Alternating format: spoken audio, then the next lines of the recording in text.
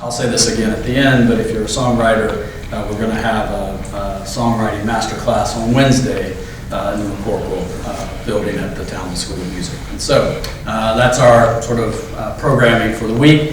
That will include, for many of you, a very important concert on Friday, which is Jontavious in Studio B at Capricorn Studio. You can get those tickets at capricorn.mercer.edu. And so please feel free to get those tickets now. Good evening. My name is Doug Thompson. I am the director of the Spencer B. King Jr. Center for Southern Studies. And I welcome you to our first Artist in Residence program. We've not done this before, and so we are launching it for the first time. Jontavious Willis, who is on my far left, your far right, is the Artist in Residence. And though I had this vision of a panel discussion about music about 5 years out from now, Jontavious had that vision for now. So we are having a panel discussion about blues music. Jontavious is a native of Greenville, Georgia, and still resides there. We're actually going to talk a little bit about that tomorrow night. But Grammy-nominated blues artist, he is significant in a lot of ways, and I am honored and privileged that he has agreed to be our first Artist in Residence for this program. Next to him are the Turners, Valerie and Benedict Turner. They are known collectively as the Piedmont Blues, B-L-U-Z, acoustic duo. They are from New York City, and I got an opportunity to interview them this morning after hearing them play on Saturday, early afternoon, and they are amazing. So we'll learn a little bit more about murder ballads. At least that's Valerie's favorite thing to do. And then next to me is Fred Fussell, who is a folklorist from Columbus, Georgia, who has done a remarkable amount of work, not just on blues musicians, particularly on the lower Chattahoochee, but also Ma Rainey, which transitions us out of the Georgia and the American South, but also all kinds of folklore traditions, both creative arts as well as musical arts. And so we have them all here for a panel discussion on Hand Me My Traveling Shoes. It is a line from Willie McTell's Statesboro Blues, and the notion that in blues music you are in motion at some point. And I thought it would be fitting to open with them to talk a little bit about how blues music became part of their story. So why don't we start with you, Jontavious? Flip it up, maybe? It is. Maybe it died. Nope. There we go. Double dead. Nope, one of them just went. Do it again. Oh. I don't know. Let's try this one. Testing. Oh, Fred had the magic. Here you go. Hand it back. My name is Jontavious Willis, and question again, I'm sorry.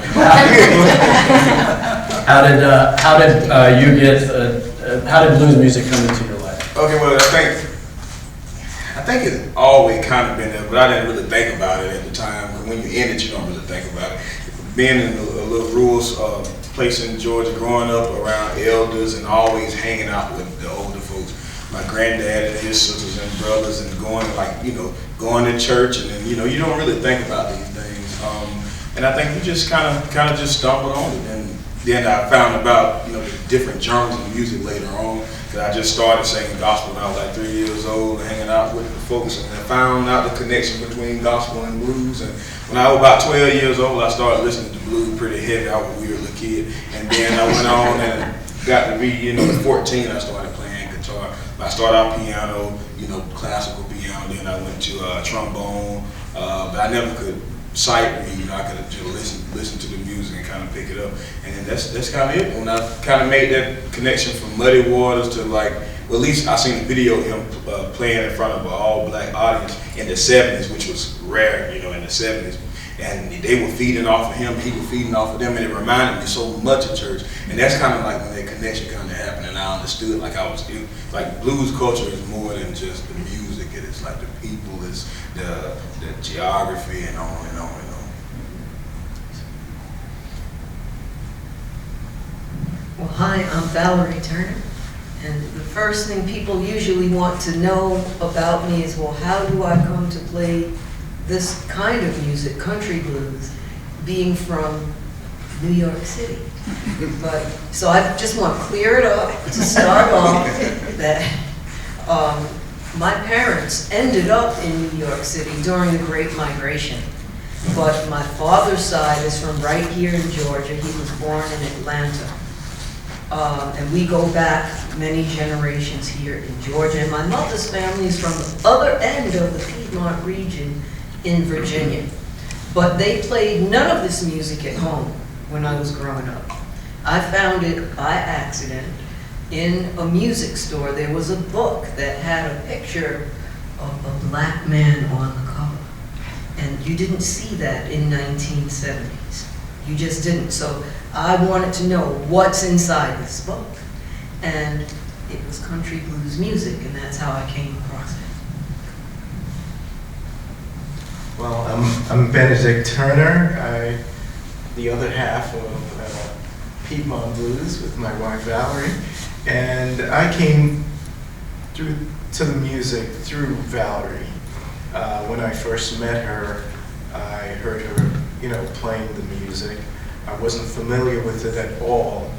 I was familiar with the electric Chicago style blues, but not the country blues.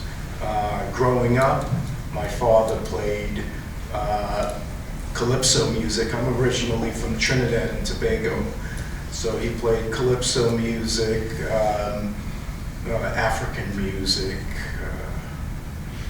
and other genres, but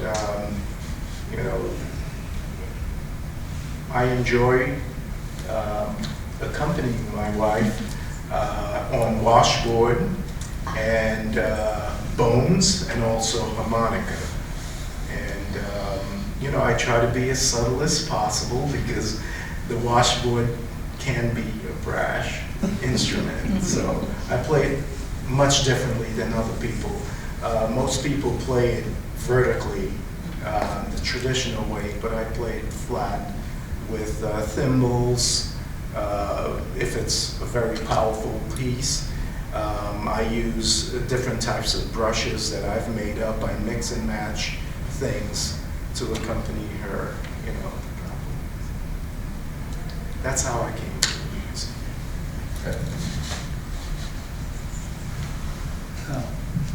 Oh, it's on. Well, I was looking, and I think I'm probably I'm the only person here who is from the front half of the 20th century. I was born in the 1940s. I grew up in the late 40s and throughout the 50s. And several cousins of mine and I were sort of, we were not that much into the popular music of the day for some reason. I don't know how to explain it, but we like to think of ourselves as finding things that other people didn't know very much about. So a lot of other people did know a lot about it, but we didn't know that. People like we listened to, for instance, Odetta. And that was something that we thought was just ours, Nobody else knew about Odetta. And then we were into the folk movement, which was really getting off the ground then. And so we also, did listen to the Kingston Trio and all those little boy bands that were around then. And so I didn't know what blues was, and so it was later, I guess, that I learned to define the different genres of of traditional music. But we all, my cousins and I, knew that if it was something that it was traditional, had been handed down through the generations, that's something that we should pay attention to, and that's what we did. And that included blues, but wasn't exclusively blues by any means at all. So what led you to the Lower Chattahoochee blues musicians and like Ma Rainey and others? Well, I was born there. I was born in Phoenix City, Alabama. Grew up there, went to high school in Phoenix City, and began to learn about some musicians and some other people who had traditional skills of one kind or another. And eventually I ended up working in Lumpkin, Georgia, the Living History Museum, and had the opportunity in Stewart County and surrounding counties to meet a lot of really brilliant people who were the strongest holders of all kinds of traditions of that region.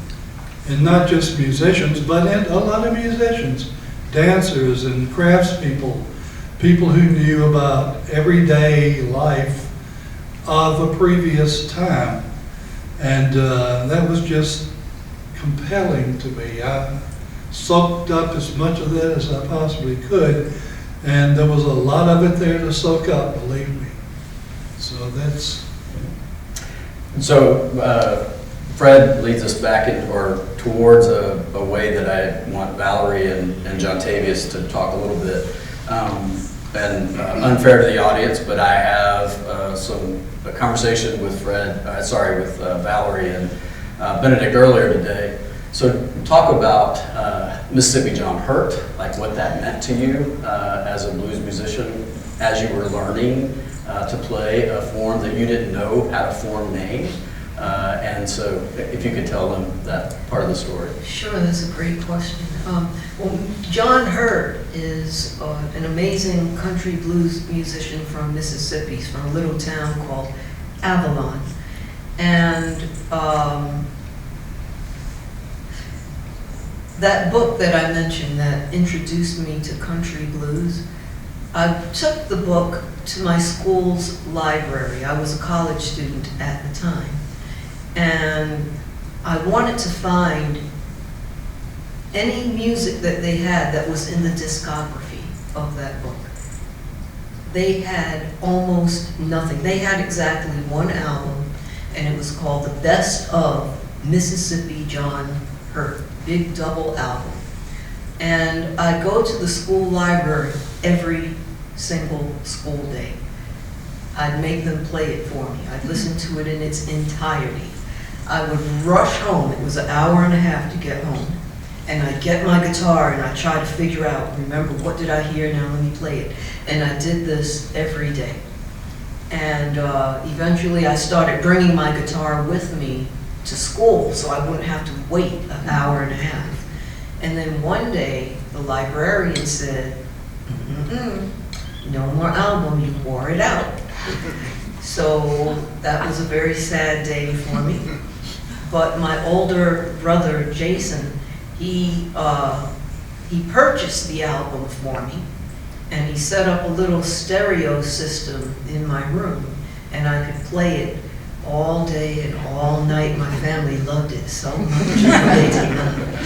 And that's how I taught myself. Now, the style of playing, the Piedmont style of finger picking, is characterized by it imitates ragtime piano, and so the thumb is playing some kind of steady bass run, and the other fingers are adding a syncopated melody. I did not know that. I just knew, okay, well, this is the first sound that I'm hearing, let me find it. The next sound that follows that, here it is. And I just string them all together. And I didn't know that I was teaching myself this complex style of finger picking. And when I found out, I was very surprised. But that was like decades later. Jontavious, who is, you said the Muddy Waters video, right? Or that Who else is an inspiration for you coming out of the blues tradition? Or multiples, doesn't have to be one. I don't know if I can say just one, but I know my grandfather was the big one in the beginning. He's not from the blues tradition, but I did see him. You know, he was the chairman, but I also seen him get frustrated a lot too. So he had different traditions in him for sure. But as far as players, I don't know. It's so many, man. Because I think in the beginning I didn't know that Georgia had blues. You know, you think it's just straight just Mississippi. Because in Chicago, that's all you hear. That's all that people ever talk about. So once I finally found out about Blind Willie McTell and Curly Weaver, Barbecue Bob, etc., I started going down the rabbit hole even further, and I just appreciated all of the guys and just all of them. So I really can't say one, but I think starting off, if I had to choose a few, it'd probably be like Big Joe Williams and Blind Lemon Jefferson and Peter Wheatstraw. I just like the way he sung. But yeah, all of them, man. I dig them all because to me, when I was listening to them, knowing that these folk didn't, a lot of them didn't record a whole bunch of songs. So it's like, and also the A&R men that kind of see what song pass and what don't. So like every song is like a testament to who that artist is. So I just listen to each one of the songs over and over again. Like I said, I was a pretty weird little kid, so I kept listening. Like just 12 years old, just listening to stuff on replay and just shuffling and shuffling and shuffling. So I couldn't name one, but all of them kind of had an effect on me. So let's focus a little bit on Georgia blues musicians, right? So why, and this is for you, Jontavious, but probably Fred as well. Why is there a sense that there's not a Georgia blues tradition, though there is one, and it's clear that there's one? Why do we go to the Delta faster than we do, say, Georgia? Well, I think it's a few reasons. One of them, a lot of the Georgia musicians had died before the rediscovery. A lot of the main folks were already dead, and also Mississippi spent a lot of money in in travel and tourism. Well, that's like their #1 tourism from Mississippi is the blues. So and a lot of good folks came from Mississippi. Don't even like some of the best.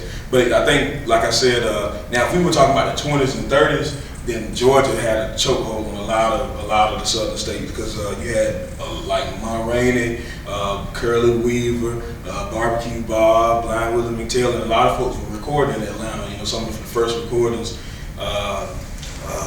Lucille Bogan, 1923 in Atlanta. OK did his first recordings of Peg Leg Howl in Atlanta in the 20s.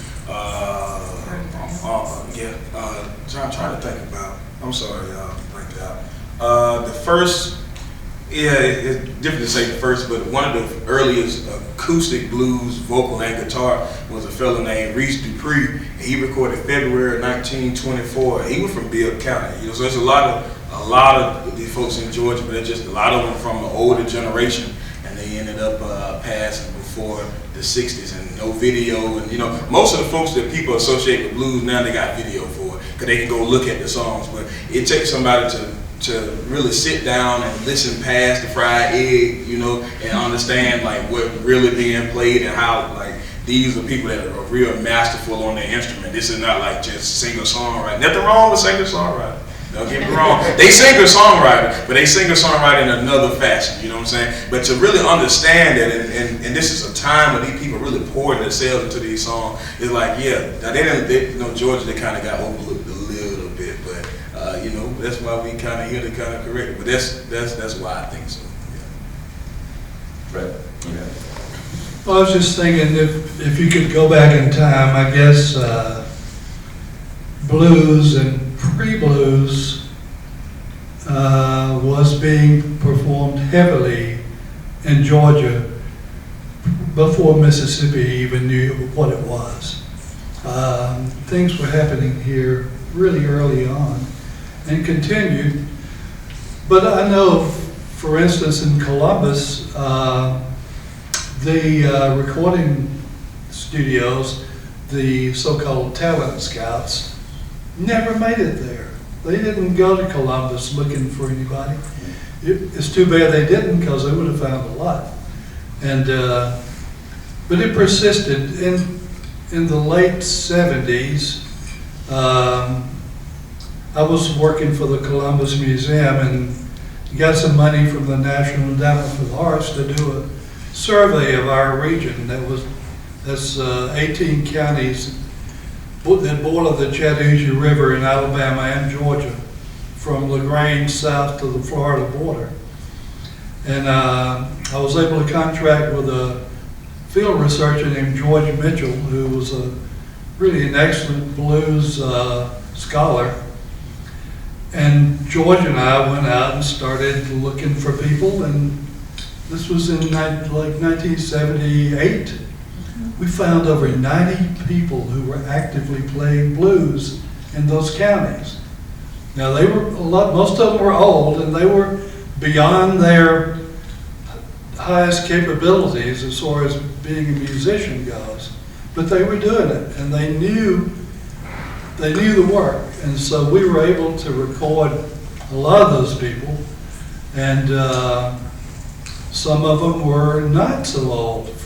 Precious Bryant was one who was actually a young woman at the time. So the tradition was there, the musicians were there, but they just hadn't until then gotten the attention that they should have had much earlier. Were they performing on stage? Oh no, they were performing Just at home and at dances. neighborhood parties. In the Chattahoochee, there's a little bit of a twist in the blues tradition in that a lot of it is play party songs, Yes. songs that have a certain levity and humor, that it's not down and out, I'm going to drag you through this. It's playful and lively, and a lot of tongue-in-cheek kind of phrasing. It's interesting that it has that kind of nature that's a little bit different even from blues from this part of the state. And I think its isolation probably helped to perpetuate that kind of feeling about the music they were playing. It was neighborhood stuff. Yeah. So partly for our students, but also because it helped me, Valerie, when we talk about Piedmont style, right, there are ways to think about it. Literally, there's a region called the Piedmont that's the black belt that runs largely coastal up to... Yes, it runs along the foothills of Appalachian Mountains. The actual correct pronunciation of that region is Piedmont. It's a French word, means foothills. And that region starts roughly in Richmond, Virginia, and goes down through Atlanta, Georgia. So when you talk about Piedmont music, you might be talking about music from that region, meaning songs from that region. You might be talking about artists that come from that region who don't necessarily play those songs. Or you might be talking about the Piedmont finger-picking style that I had described with the alternating bass and the syncopated melody that sounds like two guitars and it's just one person. So when you all are playing, so this is for the three of you, when you're playing blues, is there a particular style that you are drawn to and that you play? I know the answer partly for you all is yes, but Jontavious, is there a style or are you in some ways doing what Fred is describing, which is there's this local piece that you're picking up and it's being translated in all kinds of styles? Yeah, I really don't know. When I started playing, I didn't really think about, I only could play in open tuning. So in some open tuning limits you to what you can play. So I had to, I had to develop a right hand before I could develop a real left hand because I was just barring with the left hand. So later on, I would because when you play different keys that lend you have to play the guitar differently. In certain keys, you can just kind of frown on it, like E and stuff. You can play all of them, differently, and you can play them more precise. But some of the keys just lend themselves to be played differently. And so when I started to learn like F and C and D and stuff like that, then you got different stuff you can do with your right hand now that's not just open tuning. So I think when I just started playing, I just started playing. And then when I would listen to all the artists from different regions, and, you know, they had already defined what their regional styles, and then it had moved out of that, you know, especially about when I was playing, you had people from Europe playing, you know, Delta blues, you know, but for me, I was just playing, you know, where I was from, and I was playing all the artists that I like. So, that's about it. Valerie? Well, for me, blues is like a giant buffet. And I don't prescribe to any one region or any one style. I will play the Piedmont style. I will use a slide and play you some Delta blues. I will strum. I will do whatever it takes to play the song that I like. And that song, whatever catches my ear, and I don't care where it comes from or who it's by, if it interests me, it's usually the story. The song tells a story and I'm interested in the story. And that's what captures my attention and makes me want to dig deeper. Hence the murder ballads. Hence, yes, I don't know why. I do like the murder ballads. And I'm curious as to why so many of them, and they're based on true events. I'd like to know why they take place in St. Louis, Missouri. Is anyone from St. Louis, Missouri here? We went there once to rescue my niece. And it was like a ghost town. I'm like, how could a murder happen here? There's no one's walking around. Streets are completely empty. It's a beautiful city. It's just that there weren't no people It there. was very confusing. So I'm going to talk a little bit because I want to actually describe something that I learned by encountering Valerie and Benedict, is this notion about preservation work, particularly around traditional music. So this will be geared a little bit towards the Turners and Fred. But why do we need to capture the tradition from this earlier form, and why would that matter to us today? Well, it matters very much to me because if you think about the history of African Americans who were not allowed to read, not allowed to write, so much of our history is documented in our music. All of these blues songs tell stories.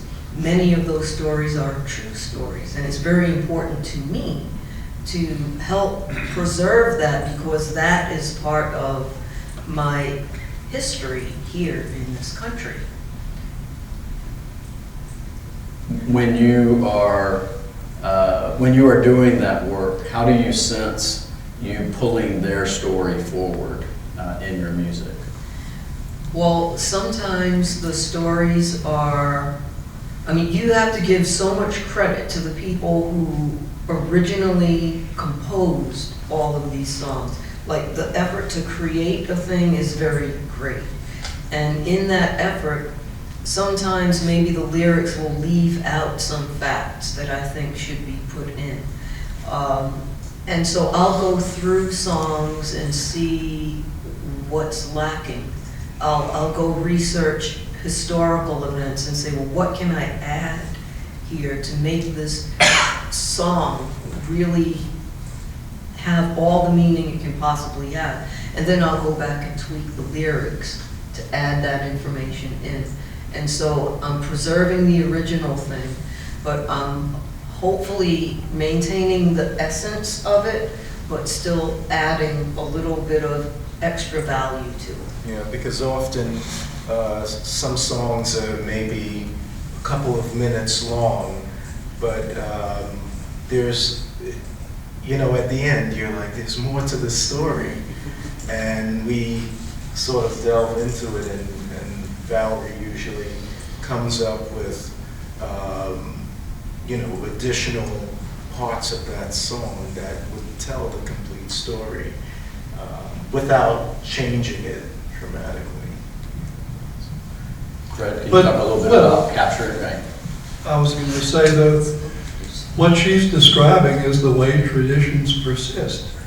They're not stable, they don't stay the same. Every practitioner in every successive generation takes the work and makes it their own.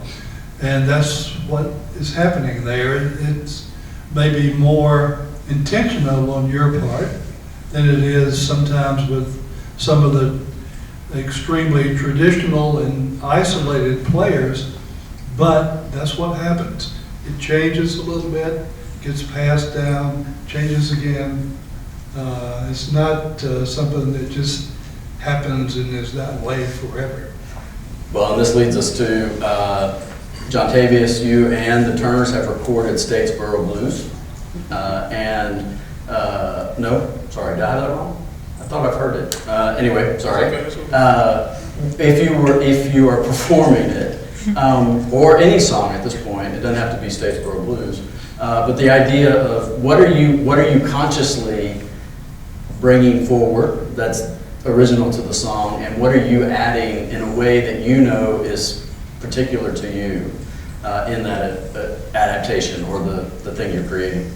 Well, I think, like Ms. Valerie said, like research is a good part of it. So like Statesboro Blues is really a lift off of a song by a lady named Sippy Wallace, Up the Country Blues. She did it, 1923, 24, Up the Country. It's a great song.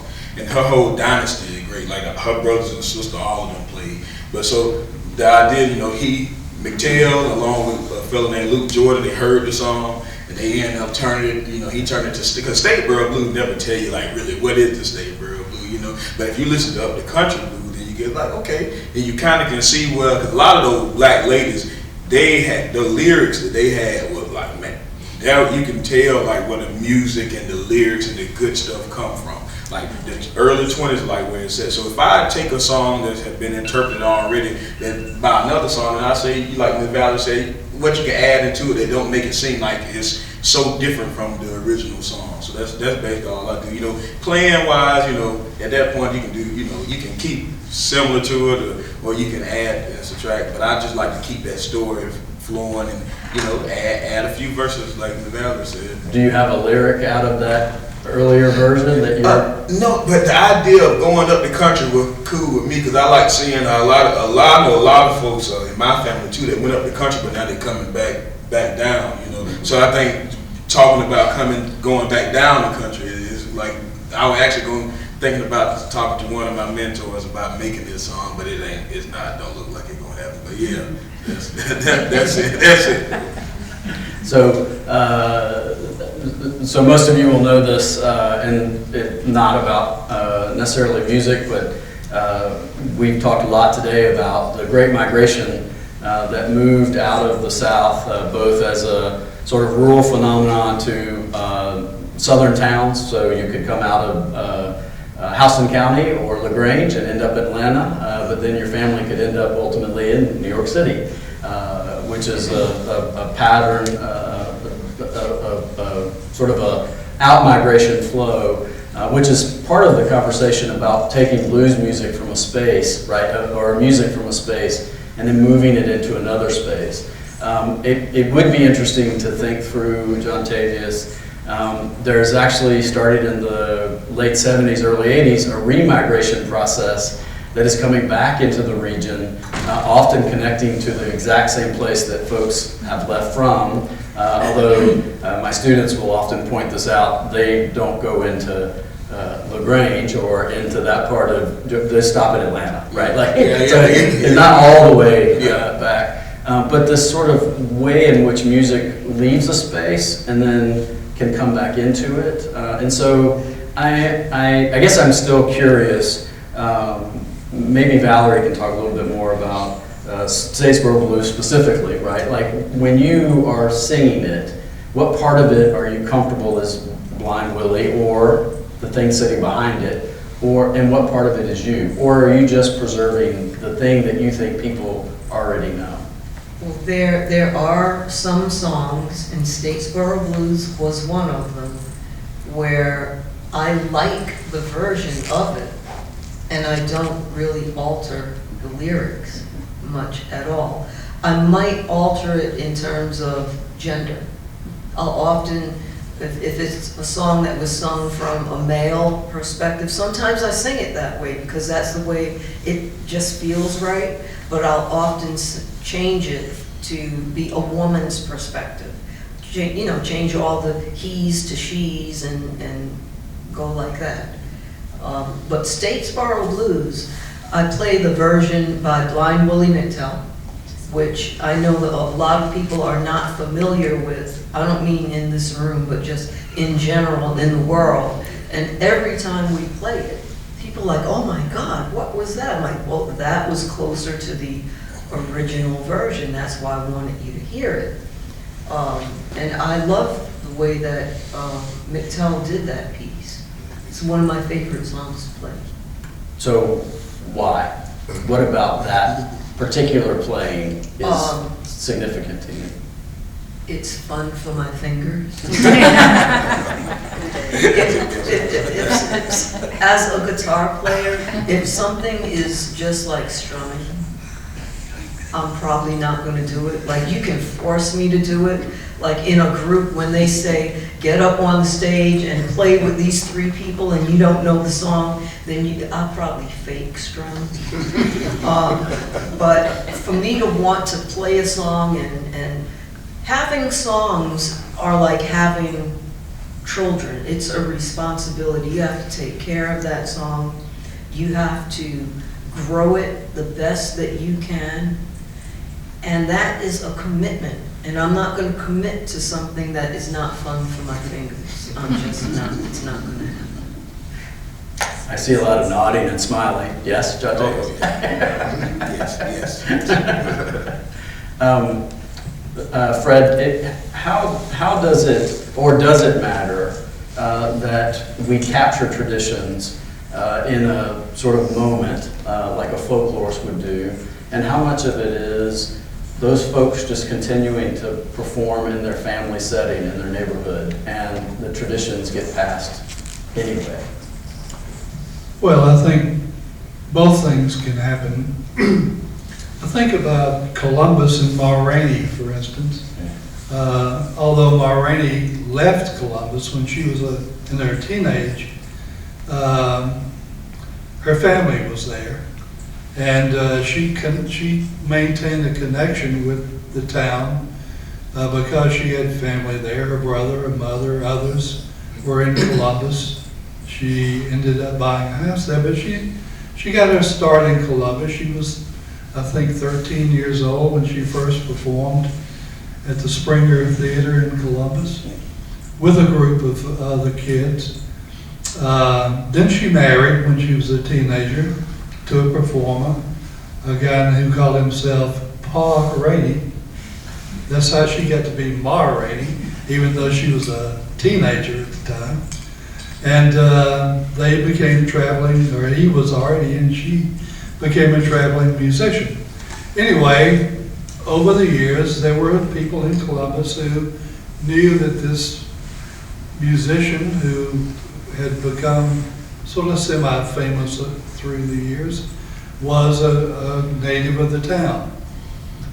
Now, her house has been restored. It's become a blues museum. There's a high school in Columbus named for Ma Rainey. So all kinds of things have happened that have brought attention to Ma Rainey in her hometown, which doesn't often happen. And so we're all really pleased about that. But there's still this kind of vacancy about who was this person. There have been some television specials about her that have brought her name forward and made her into more of a celebrity locally than she has been before.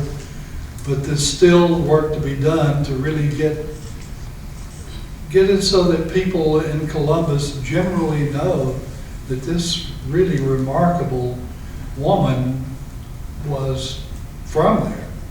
But it's happening, and it'll happen with other people, I hope, who are from the region. So you have to keep at it. So for those of you who heard the Turners on Saturday, they do a song called CC Rider. And I'm going to pick up, I'll let her decide whether or not she tells the story, but Jontavious started by saying he was in the church singing. When Valerie Turner talks, it doesn't take long for her to talk about her Baptist family connections. And so I thought we could sort of enter into that space where blues music and what we typically call gospel music are not always, or may never intersect, right? But blind Willie McTell is going to do Statesboro Blues and I Cross the Jordan, right? Like he's going to perform in both spaces.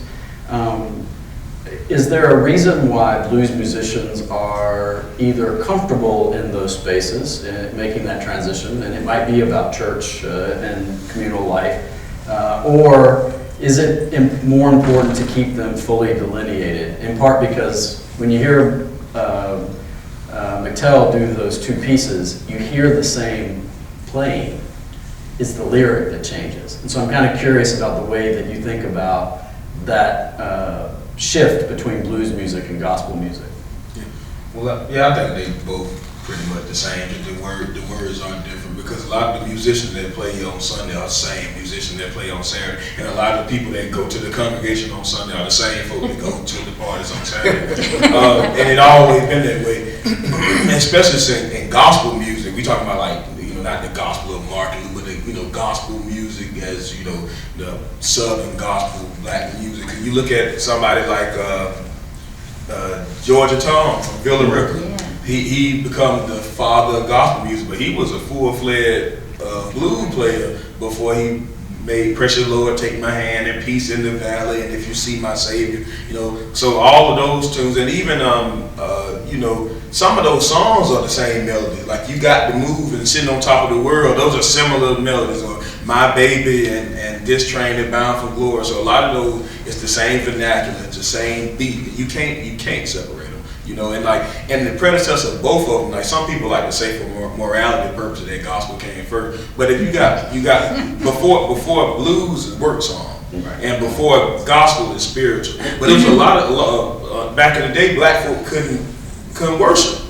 So what were they talking about in the field? I'm pretty sure that it was religious, but I'm pretty sure it was a lot of work songs around the same time as that. And so both of them have always been right there with each other. And so I've met a few older people that I didn't get to meet a lot of older people, but a lot of people was born in the 20s and beginning of the 20s that they weren't saying gospel and blues. They'll tell you quick, I ain't serving two gods, but I never felt that way, and I never felt my folks never felt that way neither. So I feel like it's the same, and I feel like it's both genres of music, and every genre of music it should be appreciated because they're big feats in both of them, and they are part of black excellence, and this excellence of America, and like the fabric of America. So I feel like you condemn one.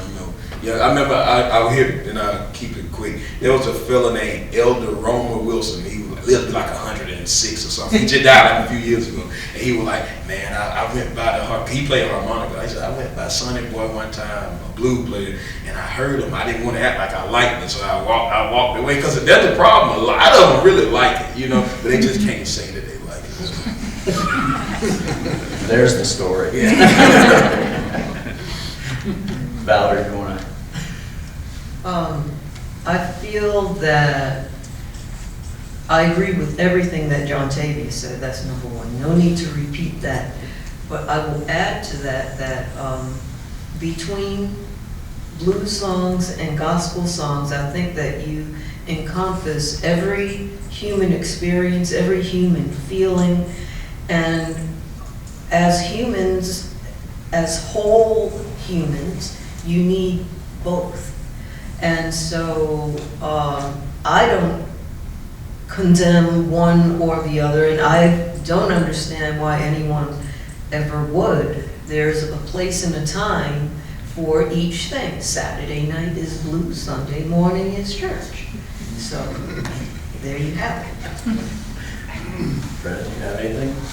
not as a performer, but as a folklorist of folks who do this kind of thing? Well, I mean, what they've said is absolutely right. And especially what Jontavious was saying is that these two things, and there are more than two, I guess, but they derive from the same source. Work songs, field hollers, expressions of whatever emotion that happened when people were working together.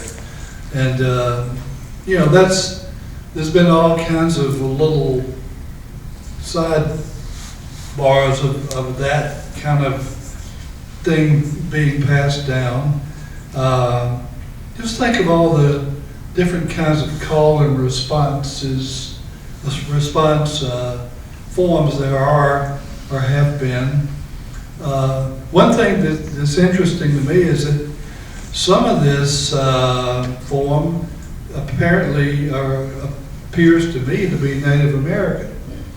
And if you saw a Southeastern Indian ceremonial where they're doing a stomp dance, it's a call and response activity. They're circumambulating in a counterclockwise direction. Exactly this form came directly from Africa. Actually, through the Atlantic slave the same thing that the people on the Georgia coast do when they're doing watch night. Same motions, the whole rhythm is the same. So there's all these shared traditions that have happened. So as a taste for tomorrow night, although we're not done quite yet, I sort of wonder if you can talk a little bit about the way in which you see, this is for a panel, we'll talk a lot more tomorrow, I think, or I hope we will, but how does blues music from sort of field songs and the 20s come into the 21st century? And how do you get young people who are not listening to it to see its value? You don't. you don't. I mean, I think you can try, but knowing my peers and knowing people I've been around, it's hard. You know, this is a different generation. Everything fast. Even when they listen to stuff on TikTok, they can't even stay focused on that. They just keep throwing. They can't really stay focused long enough. And this kind of stuff, you have to stay focused. You have to really like listen to it. You have to want to listen to it first of all, because all of it just sound like they don't even have a sense. You know, a lot of folks don't have a sense of when this stuff happened. They think you're talking about slavery time. This is 60, 70 years after slavery. You know, it's hard. But all we can do to know this is a lot of young folks that playing it, and those folks that playing it are passionate about it. And it's really everybody that playing it is passionate about it. But we're talking about the younger people; they are passionate about it, and you know, just naturally, your family gonna know about it because you're gonna have to tell somebody, because you can't keep it to yourself. Once you nerd out about this stuff, you can't keep it to yourself. So somebody gonna end up learning about it just because of you. And I don't think it should. You know, this stuff's so good. You know, everybody should get it. You know, when they had it, they didn't appreciate it. You know what I'm saying? So now it should be kind of like a little niche music. You know, but also we got so much popular music now that's so different from. It's not different, but it's so different from blues that it just be hard to really try to make folk understand it. So I think the best thing we can do is celebrate the centennial celebration of all these recordings and all of this stuff and bring it back up. Because you see a lot of this stuff coming back in media, a lot of stuff come back up on social media. So all we can do is just share what we know and share what we connect with and just hope that we could get audience from that and from our music that we bring. But as far as trying to get it back to like it was in the heyday, I don't see it happen like that, but I don't think it's necessary to happen. Yeah, and I don't even know that I'm talking about a heyday moment. Like how does it need to keep its original form for people to appreciate it, or can it morph into something different where it would? And it doesn't change it. That's what I'm asking. Actually, I got you, brother. I'm sorry, but yeah, I think it has morphed. That's why we got R&B, which is rhythm and blues, and rock and roll and rap, because all that stuff you can. I did a little thing in North Carolina a few days ago and was showing like how many facets of blues you can find. There's blues about work, blues about programs in Roosevelt, WPA, CCC. There's blues, vulgar blues, you know, with worse lyrics than Sexy Red. Like it worse than that. And then you got blues that free verse where they cut like for a minute and 20 seconds, just rapping for a minute and 20 seconds. So like all of the stuff has already been done. I think now people don't play instruments anymore. You know, most of it is just with the computer. So like, yeah, it's a whole bunch of stuff. I don't think, it's morphed into other things, and I think that's the only way that we'll probably maybe get the folks that's not really appreciative to it. Yeah. I probably went around the world with that. Nope, you're good. Valerie, when you perform, what do you hope folks take away? I hope they take my merch away.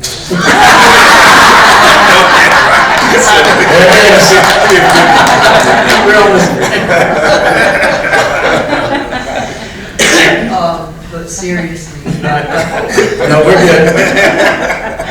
I hope that they learn something, that they go away with a better appreciation for some of the earliest country blues musicians who started this train rolling.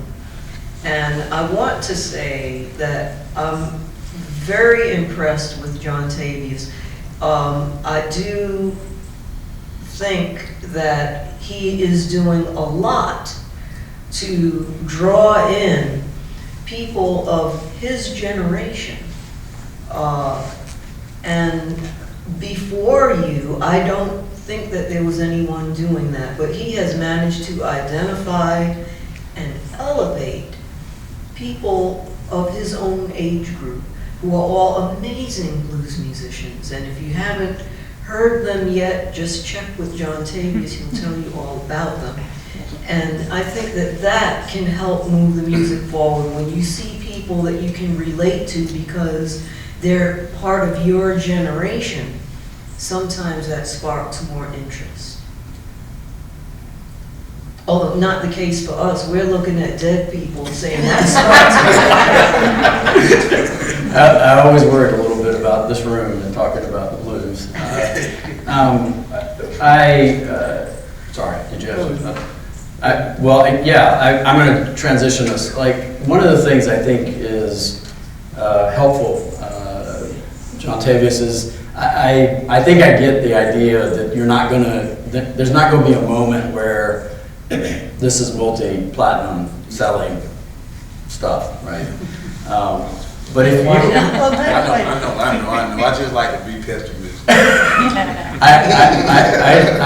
actually think that's probably not going to happen the next round, Jontavious. But what I mean is, if you have not heard Valerie and Benedict perform, I hope we can bring them back where they have sort of an hour and a half unto themselves, because they storytell as they move through their performances. And it is stunning in the way that you can connect the past into the present. And so they often tell a funny story about performing a song, and someone will approach them afterward and say, that's not the right version of that song. It's Bob Dylan. Right, it's either Bob Dylan or the example we've talked about more than once is When the Levees Break, right? And it's a Rolling Stones version, and that's what people, and it isn't that the Stones did anything wrong with it. It just turns out when it's in the hands of somebody like the Turners, you have a stronger sense of what it meant to be stuck on those levees. And they can tell you why that matters. And they give context. And so this is a plug. If you ever get a chance to see them, don't pass it. Like, find a way to be there for that performance. I want to take a moment, and the reason I'm pointing them is you get to hear Jontavious on Friday if you want. Like, you should hear him too. But are there any questions from the audience? I just wanted to make a comment that when I saw the Turners Saturday and they performed CC Rider, I nerded out on blues music as a young man, and it's rare, as you say. I've heard a million versions of C.C. Ryder, but somehow the background that you gave me on it escaped me. Like I didn't know.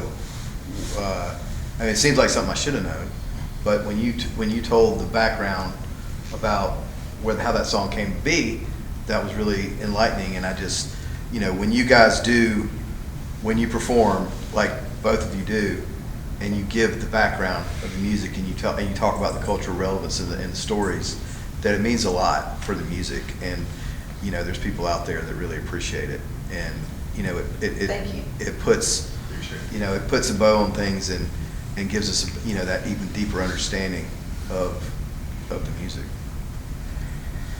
Are there any other questions? It's going to come from this side. Jontavious, you're talking so much about the past and other things, but you're only 27, and you've already had a Grammy-nominated album, and I know you've got another one you're working on. What do you write about? Everything. I try to get, a piece of me in there. I try to put humor in there. I try to put real stuff in there. I probably put stuff you can dance to. But it's been a while since, but at least that's the intention. Well, it's been the intention for the last one, but definitely the intention for the other one. And I try to put a little Raggedy Time piece in there, I try to put, I try to think of different keys, try to encompass like all the stuff that I listen to and love. But when I'm writing, everything. I got the stuff about, rough times, just everything, life, and a lot of it's still the same. What everybody been writing about forever: love, money, losing, winning, drawing. The same stuff. Just a different, different way, and I'm accompanying myself while doing it. But I try to, write about just pretty much the same kind of stuff. Any other questions? I have a comment. When I heard Jontavious, I bought one CD. It's in my husband's car, and he won't give it back to me. I gotta get you some more.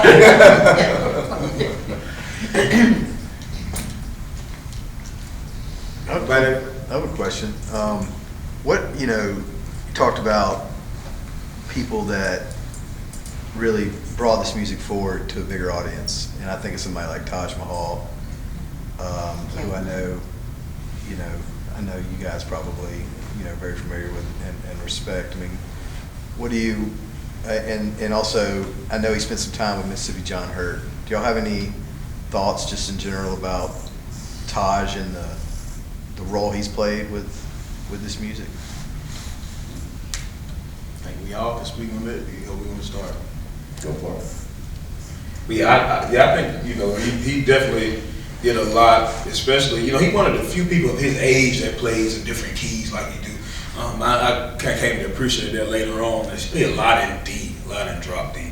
A lot of folk his age in like Chicago blues and Taj has been all around. He was in North Carolina for a long time and picked up a lot from Mr. John B. Holman, and then his father was from the South, and his stepfather was from the island, and then his mother was from the South, and then he moved he was born in Harlem, then he went back up to Massachusetts. So he'd been around. He was around during the rediscovery time, so he got to spend time with all of the folks in the '60s. Mississippi Fred McDowell, John Hurt, and folks used to come out to the West Coast, and he would let Sleepy John stay with him, and that was how he ended up getting with Yank Rachel and writing She Called the Katie, So he spent a lot of time with the elders that recorded in the 20s, And I think he's one of those guys that really, and not only that, he took the music and he put his musical stamp on it too. Now, he can play the stuff low down, he can play the stuff his certain way, but I think, especially from when he was playing, he was in his 20s or 30s when he was playing, and you can hear he was playing that stuff like it was more, it kind of was whatever the time was. He was playing it like that. So not only did he play the old stuff, he played more modern stuff, and he gave folk like me a shot. And I talk to him all the time. That's my guy. So I think he's definitely a good torch bearer, and torch passer and all this stuff for many of us, because he introduced a lot of the country blues folk to songs that we would probably wouldn't have heard, you know. But he has a real big repertoire for sure. Yeah. I think it. Well, I know. Y'all had Taj at the. You just shared something not too long ago on Facebook with Taj at the. At the National Down Home Blues Festival. You got that George what you put on in Atlanta. So, Could I think he wants you to tell it. Well, could I add that Taj was good to Precious Bryant? He was very good to Precious. He provided her support when she needed it back in the 70s. Yeah, I was trying to remember 1982. George Mitchell was instrumental in putting together an event called the National Down Home Blues Festival at the Moon Shadow Saloon in Atlanta. It was 2.5 days of really I won't say the very best, but probably the very most well-known blues musicians from throughout the country. And it was a remarkable event. And Taj was one of the people who played there, played piano on all of his sets that day. But I did make some photographs, and I posted one, I guess, a few days ago that shows, it's a picture of Taj when he was in his prime, physically. I mean, he looks like a muscle man. He doesn't look quite that way anymore, does he? But the lighting was great, so the sound was great. It's a wonderful event. There's a great PBS special he did. There is a PBS, Where I he's think like it's 2 or 3 parts to that you can see almost the whole festival. Precious Bryant played, Snooky Pryor. Sonny Terry. So that PBS Terry. special was that event you're talking about? Yeah, Okay. lots of great people were there for that weekend, and it was a thrill to spend time with them. I think one of the things I've come to appreciate in the last few days thinking through this project is the way in which blues tradition seems to ride waves, and it's dependent upon people reconnecting to it. And so I like the language of torchbearer, right? Somebody who passes it to the next generation, somebody who plays something, not because they think it is going to make them lots of money, but it's something that means something to them. They feel a connection to it. Valerie said this earlier today. She put that needle down, or the needle was put down on that John Hurt album, and it was the first note. And she had been playing guitar for years. I've never not had a guitar. Right, and had played all kinds of styles, and nothing. Nothing grabbed me. But when I heard that, I knew that I was in it for life. I knew that at the age of 17. And I think that's the torchbearer moment. It's the moment where this is the thing you find. It gives meaning to the life experience that I have, and it moves forward. I want to take a moment to thank all 4 of you for coming and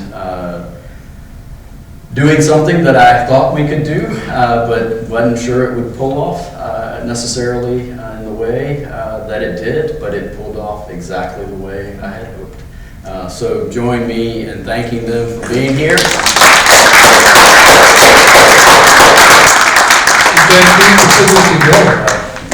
Thank you. Tomorrow night, 6 o'clock, back in here, it will be Jontavious and I again talking, and again for masterclass in songwriting on Wednesday, and then Friday will be the concert at Capricorn, Studio B. Thank you.